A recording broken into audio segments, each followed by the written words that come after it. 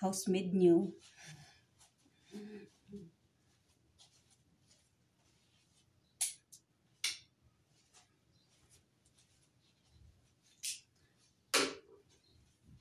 Sana nga, yung mga magandang day off, nag-day off sila. Ako walang day off eh. So, late ako ngayon dahil late ako natulog kagabi. Alas 5 na kami dumating galing ng party ng anak ng amo ko. So, ngayon, late ako.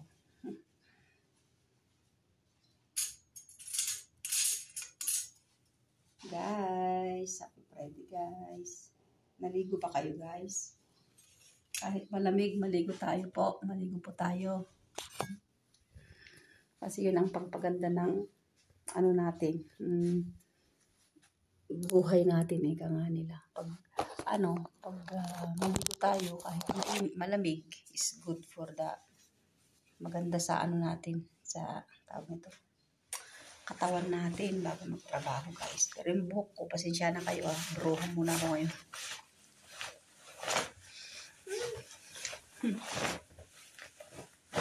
Bruha muna ako ngayon guys. Okay lang guys ang bruha. Bruha muna si Inday ngayon. Ay nako. Ganyan lang buhay guys. Ganito ang buhay ng katulong pag walang pag walang day off. Ay. 10 years ko na sa March 14 dito.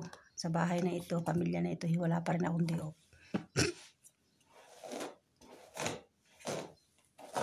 Okay lang.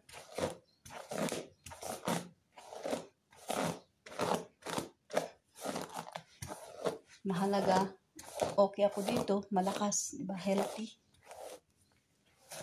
Hindi naman malay nyo, bigyan nila ako ng day off pag natapos ko yung 10 taon. Kasi gusto ko pang magtrabaho sa kanila lang kahit 5 taon. Tapos tama na, mag-for-good na tayo guys. Nag-uuban na tayo dito eh. May uban na tayo ba sa tagal? Ayaw ko naman matulad sa iba na sa karamihan na senior na nga dito pa, wag naman Papa Jesus.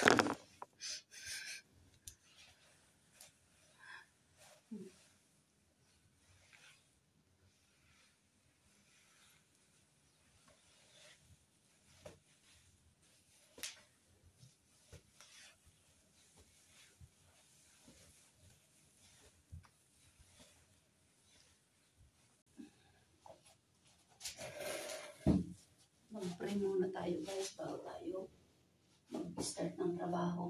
Kasi hindi ako nakapag-pray kaninang umaga. Kaninang alas 12 nakatulog ako eh. Wala. Tayo nakapag-pray. Kailangan natin mag-pray.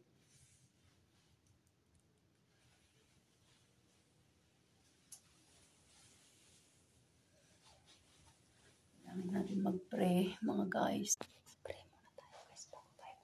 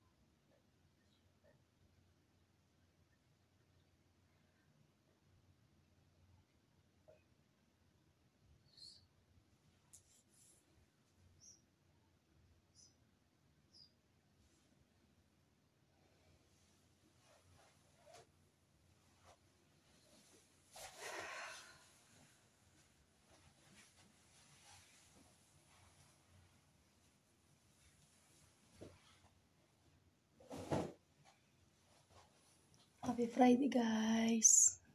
God bless all. I love you all.